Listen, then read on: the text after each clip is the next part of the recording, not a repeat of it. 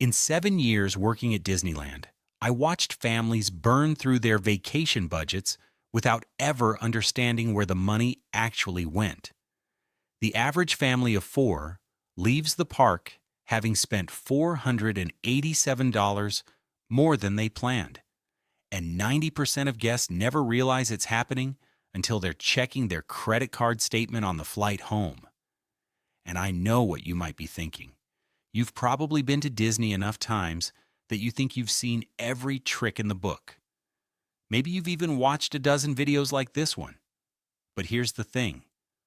I wasn't a guest trying to outsmart the parks. I was the guy standing behind the counter, watching the exact same patterns play out shift after shift for almost a decade. The fees that actually drain people's wallets, most guests never even know they exist. They're not hidden in some shady way. They're just buried in fine print that nobody reads, embedded in services that sound free or attached to upsells that feel essential in the moment. My name's Marcus Reeves. I just left Disney after 7 years, started as a ticket booth attendant, worked my way up to guest services lead at one of the main entry points, and spent my last 3 years in resort guest relations at one of the deluxe hotels. Please hit that like button and subscribe with notifications on, because I'm about to share things that will genuinely save you hundreds of dollars on your next trip. And now that I don't have a name tag and a paycheck to protect, I can finally tell you what active cast members never could. What I'm about to share aren't conspiracy theories or shady scams. These are real charges built right into how the parks operate. Cast members process them every single day, but Disney doesn't put them on the brochure, and most of them only become a problem if you don't know they're coming. I've seen families lose hundreds of dollars over fees that could have been avoided in 30 seconds if they'd just known to ask the right question. I've seen couples celebrate anniversaries that turned into financial disasters because they trusted that every service inside the park was included in what they already paid. So in this video, I'm walking you through 11 hidden fees that will change how you budget your next Disney trip. Some of these will shock you, some of these will make you angry, and a few will genuinely save you the cost of a return visit. Let's start with the fee that hits before you've even ridden your first attraction. The first one is parking. Now I know you're thinking, of course parking costs money. But here's what most guests don't realize. The standard parking fee is one charge, but there's a preferred parking tier that cast members at the parking plaza are trained to upsell in the moment. They'll mention it casually as if it's just a closer spot. What they don't tell you is that preferred parking can be more than double the standard rate. And if you stay at a Disney hotel, your hotel parking is a separate daily charge that auto-renews every single night you're checked in. I watched a family of 3 pay over $200 in combined parking fees across a 5-day trip because nobody told them their hotel parking didn't cover the theme park lot, and the theme park lot didn't cover the hotel. Before you book, ask the reservation line directly if parking is included in your resort package. Most of the time, it isn't. Number 2 is the Lightning Lane system. Disney rebranded this multiple times, but the core trick stays the same. You're being charged extra to skip lines that used to move faster when the system didn't exist. The base tier sounds reasonable until you realize the most popular attractions, the ones you actually came to ride, are locked behind an even higher individual purchase tier. A family of 4 wanting to skip lines on the most in-demand rides can easily spend over $300 in a single day, on top of the ticket they already bought. Cast members at the entrance won't tell you this because it's not their job. But here's what I learned watching thousands of guests. If you arrive at park opening and head straight to the most popular attraction first, you can ride it in under 20 minutes without paying a cent. The Lightning Lane system is designed for guests who sleep in. Number 3, and this one creates more disputes at guest relations than almost anything else: mobile order service fees and quick service surcharges. When you order food through the app, the prices displayed look identical to the counter prices. But specific items, particularly the customizations, carry hidden upcharges that don't appear until your final receipt. Add a topping, swap a side, request a substitution, and you've added $2 to $4 per modification. Multiply that by a family of 5 eating 3 meals a day for 5 days, and you're looking at over $100 in invisible fees on food you assumed was a flat price. The fix is simple. Before you tap submit, scroll all the way down and check the total against what you mentally added up. If it's higher, go back and find the upcharge. The app shows it, but it's deliberately easy to miss. If you're finding this useful so far, do me a favor and smash that like button, hit subscribe, and turn on the notification bell. I've got years of stories left to share, and I'd rather you hear them from someone who was actually there. Number 4 is the resort to park transportation gap. Disney advertises complimentary transportation between resorts and parks. What they don't advertise is that certain premium transportation options carry separate fees that most guests don't realize they're being charged for. Specific monorail privileges, certain water taxi routes during peak hours, and the higher tier shuttle services to off-site partners all have associated charges that get tacked onto your room folio. I've seen guests check out shocked to find $70 in transportation charges they didn't know they'd authorized. The complimentary buses are genuinely free. Everything else, ask before you board. Number 5 is something I personally hated processing: the PhotoPass system. Cast members positioned around the park take photos of your family for free. They scan your band. They smile. They tell you the photos will be ready in the app. What they don't emphasize is that to actually download those photos, you need a separate subscription that can run nearly $200, depending on the tier. Guests assume the photos are part of the experience. They are not. They're a sales funnel. By day 3 of your trip, you've accumulated dozens of photos you can see but can't keep, and the emotional pressure to buy the package becomes overwhelming.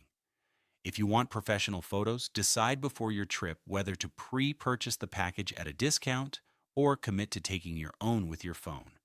Don't get sucked into the impulse buy at the end. Number 6 is the dining plan that isn't actually a plan. The dining packages Disney sells sound like all-inclusive deals. 2 table service meals, 3 quick service meals, snacks, you do the math, it looks like savings. Here's what nobody on the reservation line tells you. The dining plan locks you out of certain restaurants, certain menu items, and certain alcoholic beverages. The fine print on the plan excludes premium dining experiences, character meals at flagship restaurants, and specialty items at signature locations. I watched a couple show up for their anniversary dinner expecting their dining plan to cover it, only to find out they owed over $140 at the end of the meal because their reservation was at a venue the plan didn't include. Before you buy any dining package, get a list of every restaurant where you actually want to eat and verify each one is fully covered. Number 7, the early entry and after-hours premium events. Disney now charges separate admission fees for early park entry windows and after-hours events that used to be perks of staying at a resort or just being in the park during operating hours. These events are marketed as exclusive experiences. What they really are is the same park, with fewer people in it, that you're paying extra to access. The fees can range from over $100 per person depending on the event and date. Families budgeting based on ticket prices alone are routinely blindsided when they realize the special Halloween party or holiday celebration their kids are excited about isn't included. Check the operating calendar before you book your trip and decide if a paid event night is worth shifting your dates. Number 8, this is the fee that quietly wrecks more vacation budgets than anything else I processed at guest services. Souvenir cup and refill mug charges. The merchandise locations sell branded cups with the promise of free refills. The cup itself can run upwards of $20. But here's the catch. The free refills only apply at specific stations, only during your length of stay if you're a hotel guest, and only on certain beverages. Guests would buy 4 or 5 of these cups across a trip, thinking they were saving money on drinks, when they were actually spending more than if they'd just bought individual beverages. The math almost never works in your favor unless you're staying on property for at least 4 days and drinking primarily from the resort stations. I'm at the halfway mark of this video, so I want to remind you, if you're getting value from this, please hit that like button, subscribe to the channel, and turn on notifications. Your support is what lets me keep making these. Number 9 is the stroller and mobility rental upcharge. Disney rents strollers and mobility scooters inside the park. The daily rate looks reasonable on the surface.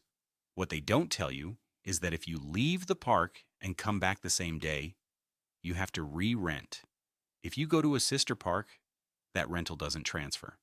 And if you lose your rental ticket, you pay the full replacement cost of the equipment. A family I helped once had spent over $300 on stroller rentals across a 4-day trip because they kept losing their tickets and getting charged for new rentals. The solution is to rent from an off-site company that delivers the stroller to your hotel and lets you keep it for the entire trip for a fraction of the cost. Disney won't recommend this, but it's allowed, and it'll save you hundreds. Number 10, and this one genuinely surprised me when I first started working there. The resort fee that isn't called a resort fee. Unlike hotels in Las Vegas that openly charge a daily resort fee, Disney embeds equivalent charges into specific line items on your folio. Bottled water restocking in your room, certain in-room amenities, specific recreational activities at the resort pool, and the so-called complimentary services that aren't actually complimentary. I had a family check out and find over $90 in charges across their stay for things they assumed were included. Things like specific pool toys, certain craft activities for kids at the resort, and the late checkout requests they made by phone. Every single one of those was a separately billed line item.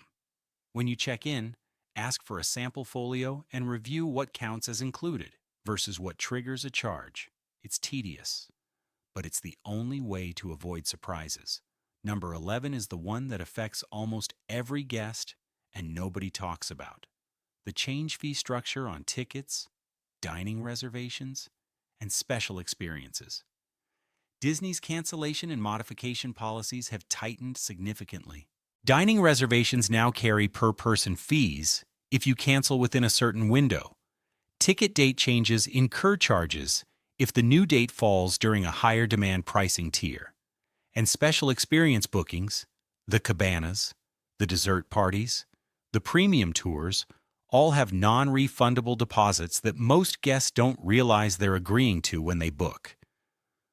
I watched a mom in tears at my counter because her daughter had gotten sick, they'd missed a character breakfast, and she was being charged over $80 in no-show fees. The policy was buried in the confirmation email she'd never opened. Before you book anything with a deposit, read the cancellation policy first. Quick reminder before I get to the most important part of this video. If you've made it this far, please take 2 seconds to like this video, hit subscribe, and turn on the notification bell. It costs you nothing, and it tells me you want more of these breakdowns. Now here's what I really want you to understand, and this might be the most valuable thing I'll say in this entire video. When you walk into guest services with a complaint, the cast member behind that counter can see your entire visit history on their screen. Your ticket purchases, your past complaints, your dining reservations, your park entries, every transaction tied to your account. If you've been a reasonable guest, if you haven't filed complaints about every minor inconvenience, if you're polite and specific when you ask for help, that cast member has discretion to waive fees, refund charges, and offer compensation in ways that aren't advertised anywhere. I had a dad come up to my counter once. His family had been to the parks 8 times over the years. He'd never asked for a single thing.